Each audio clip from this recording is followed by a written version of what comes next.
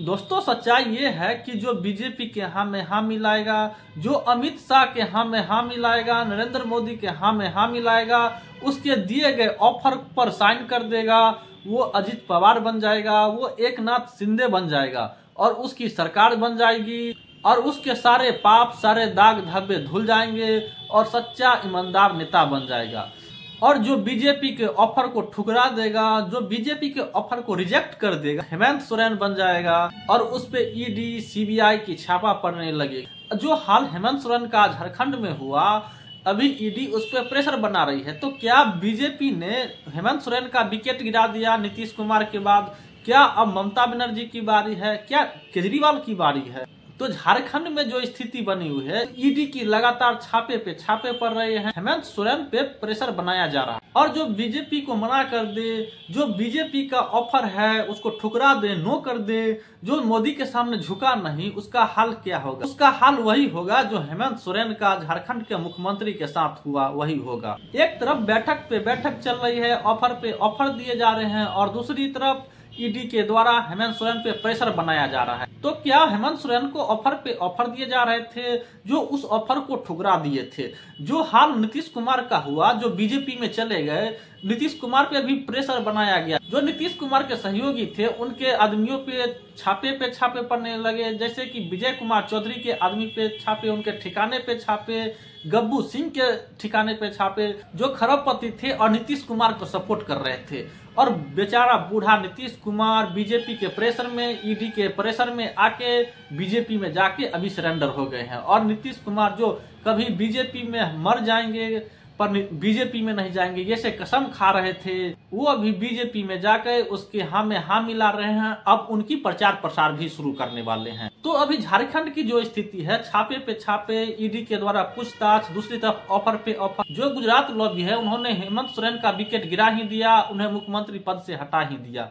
अब ये हाल ममता बनर्जी का होने वाला है। क्या ममता बनर्जी भी इंडिया गठबंधन से अलग होकर चुनाव लड़ेगी? तो ममता बनर्जी का ये स्टेटमेंट आया है कि बंगाल में कांग्रेस की कोई जरूरत नहीं है और अरविंद केजरीवाल की पार्टी, आम आदमी पार्टी, पंजाब से भागवत मान भी ये ऐलान किया है कि कांग्रेस की यहाँ कोई जरूरत नहीं है। मैं कांग्रेस की दलाली नहीं कर रहा, मैं कांग्रेस की बात नहीं रख रहा हूँ, पर जो ये संकेत मिल रहा है कि हम अकेले लड़ेंगे, इंडिया गठबंधन से अलग होकर लड़ेंगे, ये संकेत है कि नरेंद्र मोदी उनको भी प्रेशराइज कर रही है। अरविंद केजरीवाल की क्या मजबूरी है? तो अरविंद केजरीवाल का वो शराब घोटाला जो जांच संजय सिंह पे चला, जो मनीष सिसोदिया पे चला और उनको जेल जाना पड़ा, इसी प्रेशर के डर से यही प्रेशर बनाया जा रहा है अरविंद केजरीवाल पे कि तुम या तो बीजेपी के साथ चुनाव लड़ो या फिर इंडिया गठबंधन से अलग होकर चुनाव लड़ो। और वही हाल ममता बनर्जी के साथ भी हो रहा है। ममता बनर्जी को भी ऑफर पे ऑफर दिया जा रहा है और उन्हें कहा जा रहा है या तो तुम इंडिया गठबंधन से अलग होकर चुनाव लड़ो या अकेले चुनाव लड़ो या मेरे साथ बीजेपी के साथ आ जाओ। पर ममता बनर्जी क्या बीजेपी के साथ चली जाएगी? ये तो उनके सुर कुछ बदले हैं, वो जा भी सकते हैं बीजेपी के साथ, क्योंकि इससे पहले भी वो बीजेपी के साथ गठबंधन में चुनाव लड़ चुकी है। नीतीश कुमार का विकेट गिरने के बाद, नीतीश कुमार के बीजेपी में चले जाने के बाद क्या वही हाल हेमंत सोरेन का होने वाला है?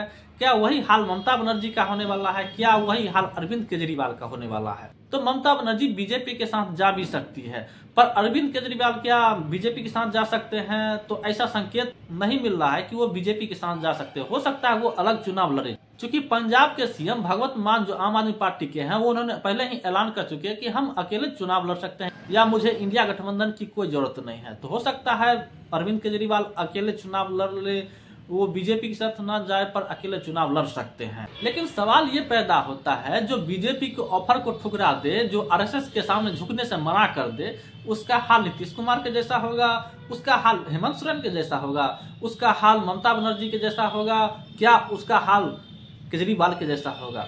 तो अभी देश भर में तमाम जगहों पर जो सारा विपक्ष, नीतीश कुमार पूरे विपक्ष को एकजुट कर लिया था और जो बीजेपी हल्के में ले रही थी, और उन्होंने जब सर्वेक्षण किया तो उन्हें पता चला अरे बीजेपी तो इसमें ध्वस्त हो जाएगी, उखाड़ के फेंक देगी जनता। तो उसके पास ईवीएम भी है, पर वो दिखाने के लिए चेहरा होना चाहिए ना। पूरा एकजुट हो गया विपक्ष, उसके पास 65% के आसपास वोट है विपक्ष के पास, और तुम 35% पर सरकार बनाओगे तो ये तो कैसे चलेगा? ये बहुत मुश्किल होने वाली थी। जो अभी मायावती को ऑफर दिया जा रहा है कि आप इंडिया टीम में आ जाओ, पर वो इंडिया गठबंधन में जाने से मना कर रही है। वो कह रही है कि हम अकेले चुनाव लड़ेंगे। इसीलिए गुजरात लॉबी जो इंडिया गठबंधन में शामिल है, जो बहुजन समाज की खासकर वो नेता है, क्योंकि बहुजन समाज का वोट परसेंटेज बहुत ज्यादा है, तो बहुजन समाज के नेताओं को टारगेट किया जा रहा है। जैसे कि नीतीश कुमार को टारगेट किया, उसका विकेट गिराया, उसके अपने पाले में लिया। उसके बाद हेमंत सोरेन की बारी है, और महाराष्ट्र में खेला पहले ही हो चुका था। उद्धव ठाकरे को तोड़ दिया गया और एकनाथ शिंदे को अपने साथ मिला के सरकार बनाया। तो बहुजन समाज के वोट परसेंटेज बहुत ज्यादा है। SC ST OBC के वोट परसेंटेज करीब 90% के आसपास हमारा बहुजन समाज का वोट है, मुस्लिम मिला के। तो बहुजन समाज के लोगों को सोचना चाहिए, क्या जो नेता झुक गया मोदी के सामने, RSS के सामने झुक गया, उसको वोट देना चाहिए या उन्हें सत्ता से बाहर उखाड़ के फेंकना चाहिए? कमेंट करें, जरूर करें कमेंट।